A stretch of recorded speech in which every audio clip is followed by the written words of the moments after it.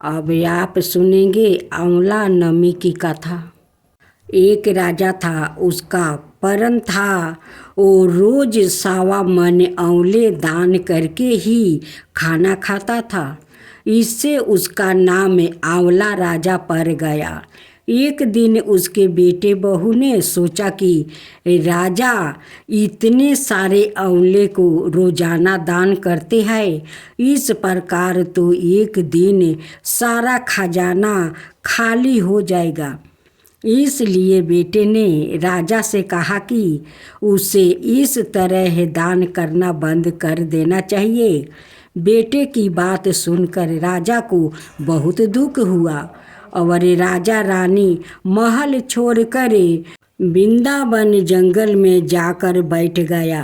राजा रानी आंवला दान नहीं कर पाए और परन के कारण कुछ खाया नहीं। जब भूखे प्यासे 7 दिन हो गया, तब भगवान ने सोचा कि यदि मैंने इसका परन नहीं रखा और इसका सत्य नहीं रखा तो विश्वास चल जाएगा। इसलिए भगवान ने जंगल में ही महल, राज्य और बाग बगीचे सब बनवा दिया और ढेरों आंवले के पेड़ लगवा दिया। सुबह राजा रानी उठे तो देखा कि जंगल में इतने राज्य से भी दोगुना राज्य बसा हुआ है। राजा रानी से कहने लगे कि देखो, कहते हैं सत्य मत छोड़ो, सुरमा सत्य छोड़ाया पत जाए, सत्य की छोरी लक्ष्मी फिर मिलेगी। आओ नहा धोआ कर आंवले दान करे और भोजन करे। राजा रानी ने आंवले दान करके खाना खाया और खुशी खुशी जंगल में रहने लगा। उधर आंवला देवता का अपमान करने, वो माता पिता से बुरा व्यवहार करने के कारण बहू बेटे के बुरे दिन आ गया। राज्य दुश्मनों ने छीन लिया, दाने दाने को मोहताज हो गया और काम ढूंढते हुए अपने पिताजी के राज्य में आ पहुंचा। उनके हालत इतने बिगड़े हुए थे कि पिता ने उन्हें बिना पहचाने हुए काम पर रख लिया। बेटे बहू सोच भी नहीं सकते कि इनके माता पिता इतने बड़े राज्य के मालिक भी हो सकते हैं। सो उन्होंने भी अपने माता पिता को नहीं पहचाना। एक दिन बहू ने सास के बाल गूंथते समय उनकी पीठ पर मासा देखा। उसे यह सोचकर रोना आने लगा कि ऐसा मासा मेरी सासू के भी था। हमने यह सोचकर उन्हों आंवले दान करने से रोका कि हमारा धन नष्ट हो जाएगा। आज के लोग ना जाने कहाँ होंगे। यह सोचकर बहू को रोना आने लगा और आंसू टपक टपक कर सासू के पीठ पर गिरने लगे। रानी ने तुरंत पलट कर देखा और पूछा कि तू क्यों रो रही है। उसने बताया कि आपकी पीठ पर जैसा मासा मेरी सास की पीठ पर भी है।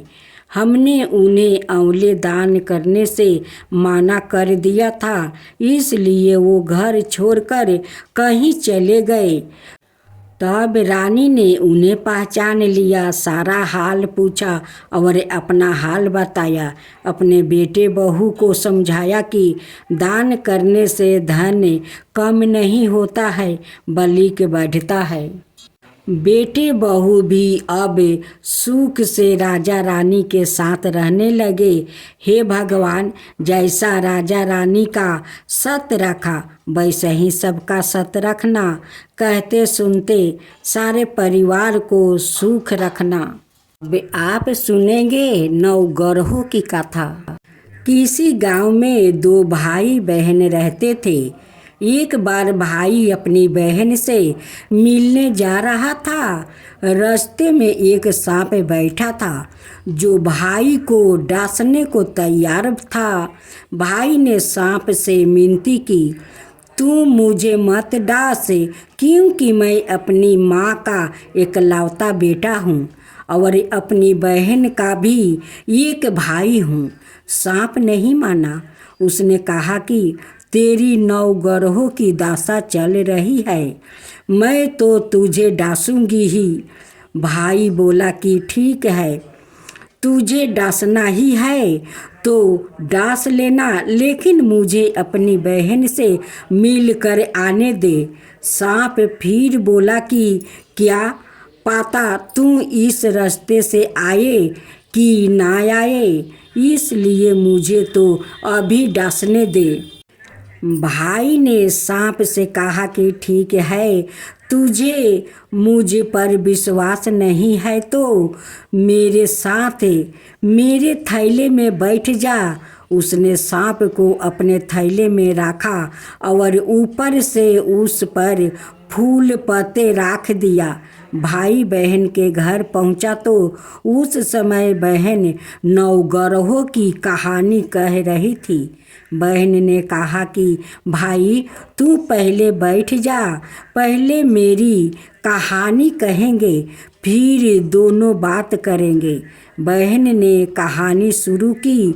जीव की, जानवर की, हाथी की, घोड़ा की, भाई बहन की, घर के धनी की, लड़की की, जमाई की, देवरानी की, जेठानी की, सास की, ससुर की, संग की, सहेलियों की, सबके 9 ग्रहों शांत हो जाओ।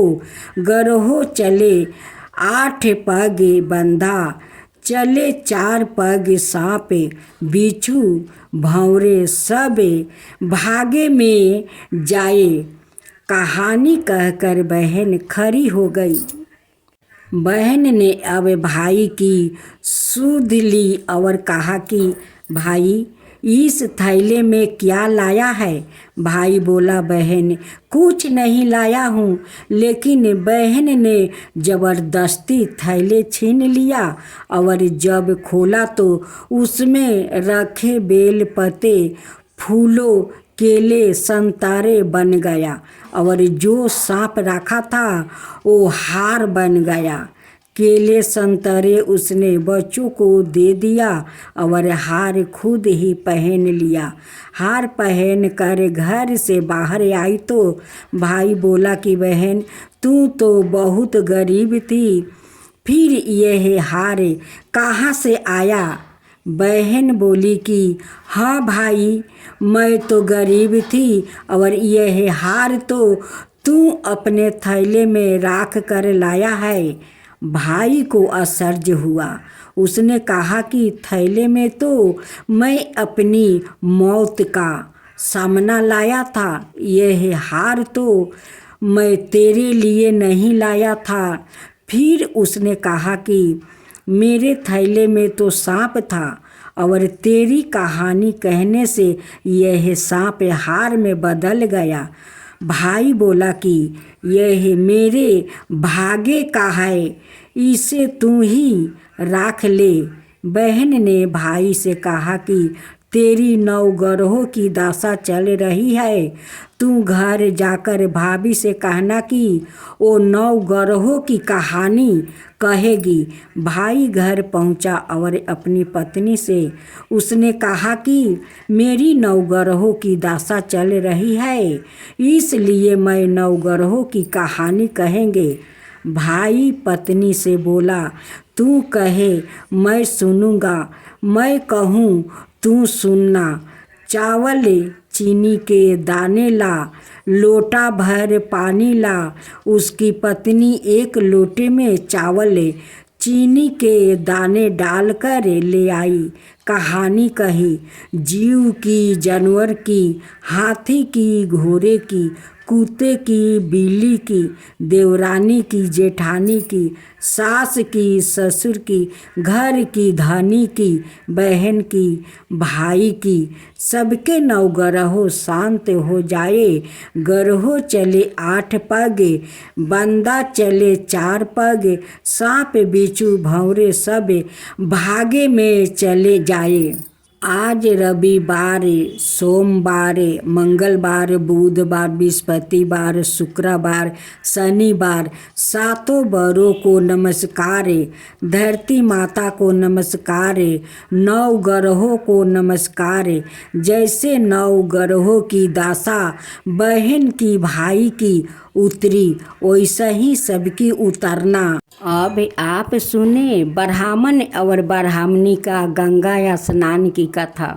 एक ब्राह्मण था और एक ब्राह्मणी। वो 7 कोस दूर गंगा जमुना स्नान करने जाते थे। रोज इतनी दूर आने जाने से ब्राह्मणी थक जाती है। एक दिन ब्राह्मणी कहती है कि कोई बेटा होता तो बहुओं जाती, घर वापस आने पर खाना बना हुआ तो मिलता, कपड़े धोवे मिलते। ब्राह्मण कहता है कि तूने भली बात चलाई, चल मैं तेरे लिए बहू ला ही देता हूँ।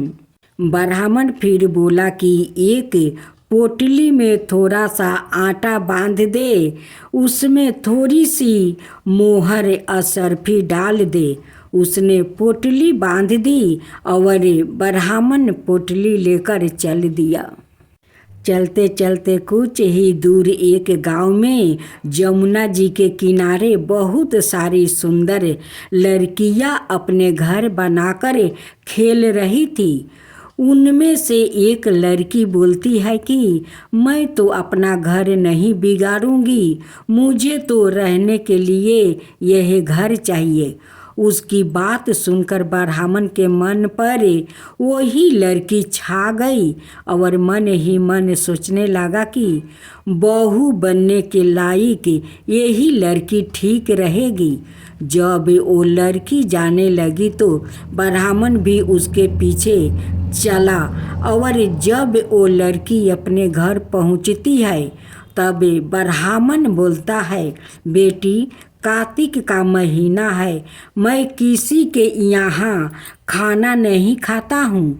तुम अपनी माँ से पूछो कि मेरा आटा सान करे 4 रोटी बना देगी क्या। यदि वो मेरा आटा सान करे रोटी बना देगी तभी मैं खाऊंगा। लड़की अपनी माँ को सारी बात बताती है। माँ कहती है कि बेटी बाबा से कह दे कि रोटी में 4 रोटी वो भी खा लेंगे। लेकिन लड़की कहती है कि नहीं माँ, बाबा ने कहा है कि मेरा आटा सान कर बनाएगी तभी वो खाएंगे। तब उसकी माँ कहती है कि ठीक है, जा बाबा से कह दे कि अपना आटा दे दे। उसने आटा साना तो उसमें से मोहर असरफी निकलती है। वो सोचती है कि जिसके आटा में इतनी मोहर असरफी है उसके घर ना जाने कितनी होगी। जब ब्राह्मण रोटी खाने बैठा तो लड़की की माँ बोली, बाबा तुम लड़के की सगाई करने जा रहे हो। बाबा बोला कि मेरा लड़का तो काशी बनारस पढ़ने गया हुआ है, लेकिन अगर तुम कहो तो मैं खंड कटोरे से तेरी लड़की को विवाह करे साथ ले जाऊं। लड़की की माँ बोली, ठीक है बाबा, और वो ब्याह कर लाए। घर आकर बोला, रामू की माँ दरवाज़ा खोल कर देख, मैं तेरे लिए बहू लेकर आया हूँ। आकर बहू का स्वागत संस्कार कर। ब्राह्मणी बोली, दुनिया ताने मारती थी, अब तू भी मार ले। हमारे तो 7 जन्म तक कोई बेटा बेटी नहीं है, तो बहू कहाँ से आएगी। ब्राह्मण बोला, ना तू दरवाज़ा तो खोले। ब्राह्मणी ने दरवाज़ा खोला तो सामने बहू खड़ी देखी। तब वो आदर सत्कार से बहू को अंदर ले गई। अब जब ब्राह्मण ब्राह्मणी नहाने जाते तो बहू घर का सारा काम करे के राखती, खाना बनाती और सास ससुर के कपड़े धोती और रात में उनके पैर दबाती। इस तरह से काफ़ी समय बीत जाता है। सासू बहू को सिखा देती है कि बहू चौके की आग ना बुझने देना और मटके का पानी ख़त्म ना होने देना। एक दिन चूल्हे की आग बुझ गई। बहू भागी भागी पड़ोसन के घर गई और बोली, मुझे थोड़ी सी आग दे दो, मेरे चूल्हे की आग बुझ गई है। मेरे सास ससुर सुबह 4 बजे से बाहर गए हुए हैं और वो थके हारे वापस आएंगे। मुझे उनके लिए खाना बनाना है। पड़ोसिन कहती है, आरी तू तो बाउली है, तुझे तो ये दोनों मिलकर पागल बना रहे हैं। इनका ना कोई बेटा है और ना ही कोई बेटी है। बहू बोली, ना ना ना, आप ऐसा मत बोलो, क्योंकि इनका बेटा काशी बनारस पढ़ने गया है। पड़ोसिन फिर बोली, अरे तुझे यह झूठ बोलकर लाया है, इनका कोई बेटा नहीं है। अब बहू पड़ोसिन की बातों में आ गई और कहने लगी कि अब आप ही बताओ मैं क्या करूं। पड़ोसिन कहने लगी, करना क्या है, जब सास ससुर आए तब जली पूरी रोटी बना देना, अलूनी पलूनी दाल बना देना, खीर की कलछी दाल में और दाल की कलछी खीर में डाल देना। बहू पड़ोसिन की सारी सीख लेकर अपने घर आ गई और जैसे पड़ोसिन ने बताया वैसे ही उसने किया। जब सास ससुर घर आया तब भूखों का कोई आदर सत्कार बहू ने नहीं किया और ना ही उनके कपड़े धोए। जब सास ससुर को खाना दिया तो सास बोली, बहू यह जली पुल की रोटी क्यों है और दाल भी अलूनी है। बहू पलट कर जवाब देती है कि आज यही खाओ सासू जी, अगर एक दिन ऐसा खाना खा भी लिया तो तुम्हारा कुछ बिगड़ नहीं जाएगा। मुझे तो जीवन भर ही अनूठी रहना है। बहू की बातें सुनकर सास बोली कि आज तो बहू ने अच्छी सीख नहीं सीखी है। अब बहू फिर से पड़ोसिन के घर भागती है और कहती है कि अब आगे बताओ कि मुझे क्या करना है। पड़ोसिन बोली कि अब तुम 7 कोठों की चाबी मांग लेना। अगले दिन जब सास जाने लगी तो बहू अड़ गई कि मुझे तो 7 कोठों की चाबी चाहिए। तो ससुर कहने लगा कि दे दो इसे चाबी, आज नहीं तो कल चाबी इसे ही देना ही है। हम आज है कल नहीं, इसलिए चाबी दे दो। सास ससुर के जाने के बाद बहू ने कोठो खोलकर देखा तो किसी में अन्न भरा है, किसी में धन भरा है, किसी में रत्न भरे है, सभी में अटूट भंडार भरे पड़े हैं। जब बहू ने 7वां कोठा खोला तो उसमें महादेव जी, पार्वती जी, गणेश जी, लक्ष्मी जी, पीपल पथवारी, कार्तिक के ठाकुर, राई दामोदर, तुलसी जी का बिलरा, गंगा जमुना बह रही थी। 36 करोड़ देवियों देवता भी विराजमान है और वही एक लड़का चंदन की चौकी पर बैठा माला जप रहा है। सब देखा बहू लड़के से कहती है तू कौन है। लड़का कहता है कि मेरा तेरा पति हूँ, दरवाज़ा बंद कर दे, जब मेरा माँ बाप आएंगे तब खोलना। सारा नज़ारे देखकर बहू बहुत खुश हुई और नाचती फिरने लगी।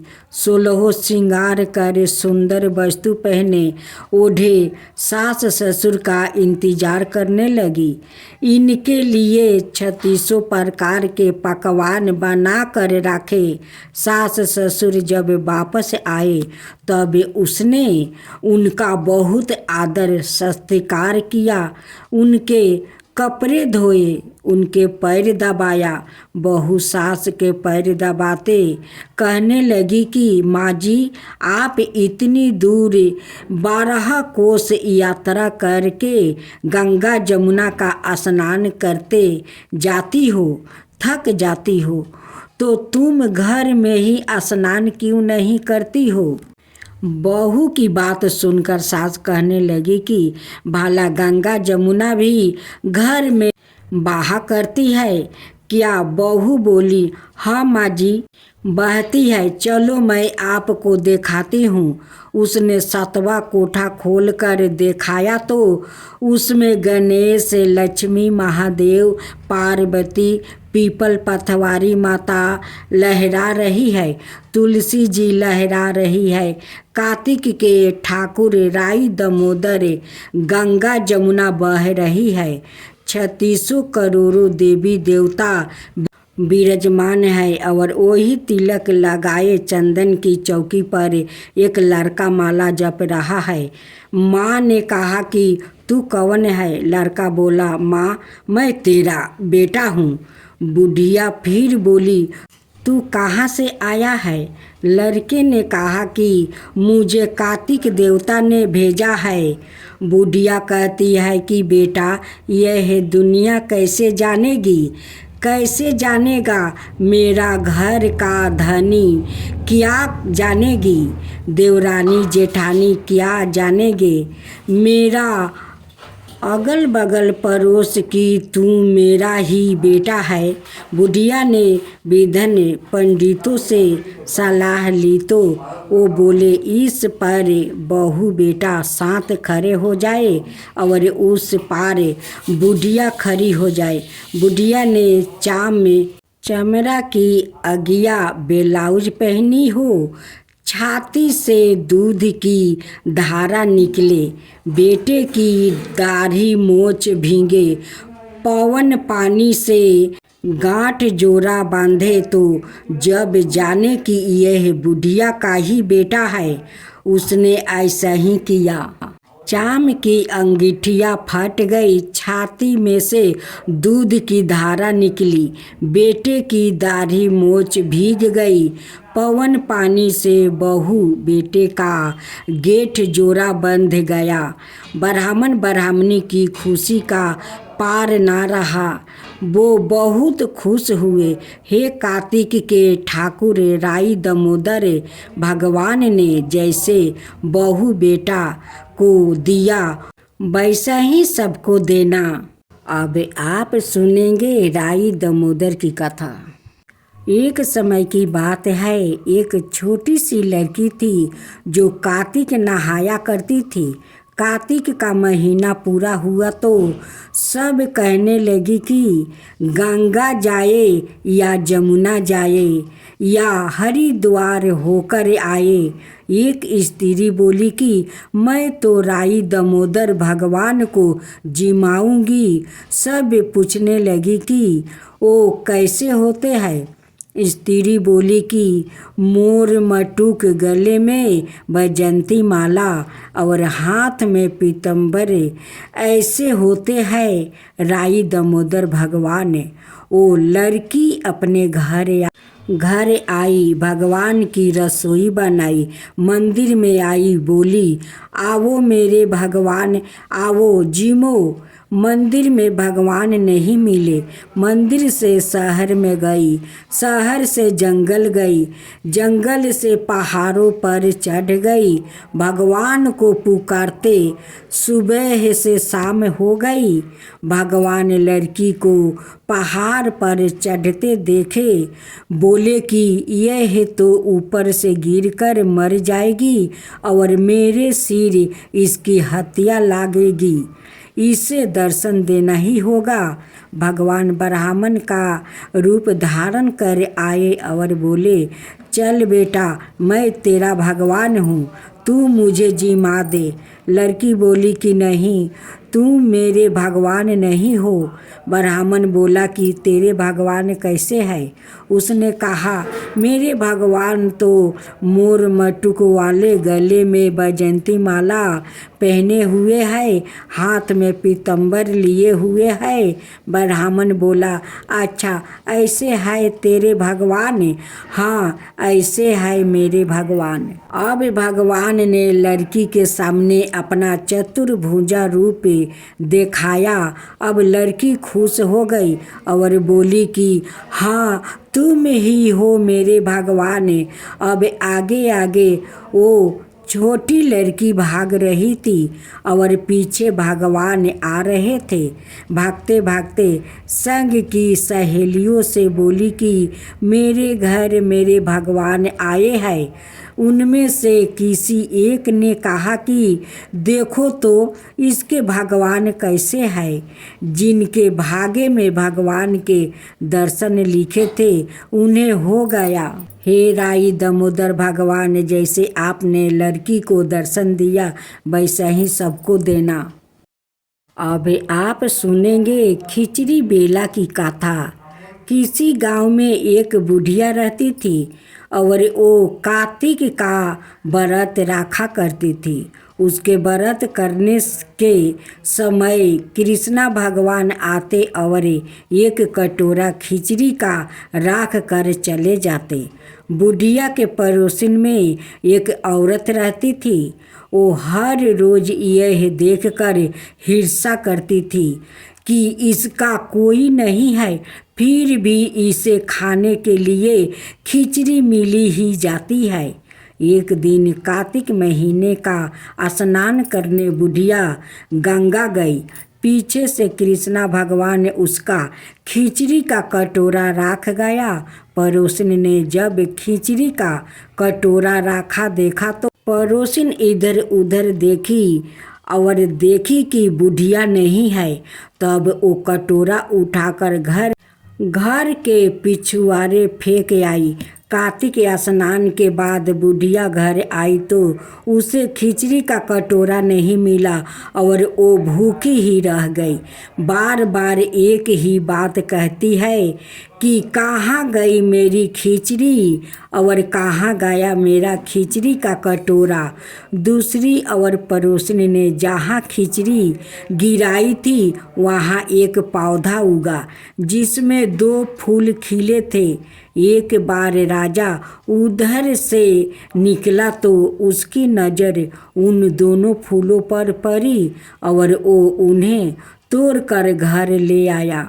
घर आने पर उसने वो फूल रानी को दिया, जिन्हें सूंघने पर रानी गर्भवती हो गई।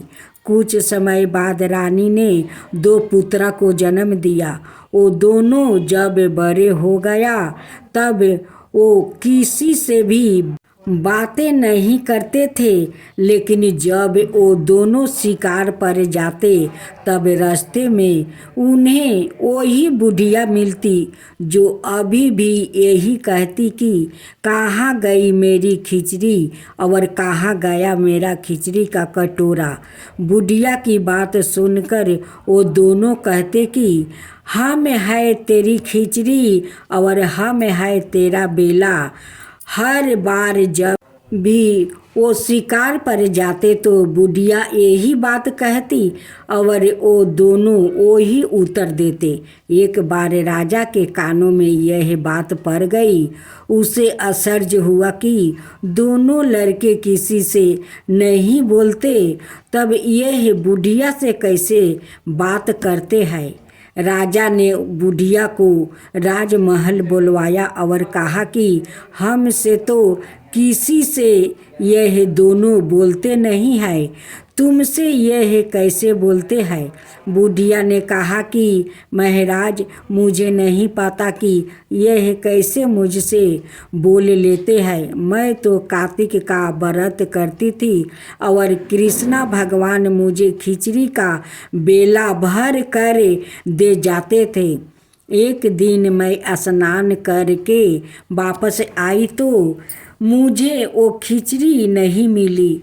जब मैं कहने लगी कि कहाँ गई मेरी खिचड़ी और कहाँ गया मेरा बेला, तब इन दोनों लड़कों ने कहा कि तुम्हारी पड़ोसन ने तुम्हारी खिचड़ी फेंक दी थी, तो उसके ऊपर 2 फूल बन गया था। वो फूल राजा तोड़ कर ले गया और रानी ने सूंघा तो हम दोनों लड़कों का जन्म हुआ। हमें भगवान ने ही तुम्हारे लिए भेजा है। सारी बात सुनकर राजा ने बुढ़िया को महल में ही रहने को कहा। हे कार्तिक महाराज, जैसे आपने बुढ़िया की बात सुनी, वैसे ही आपका व्रत करने वालों को भी सुनना।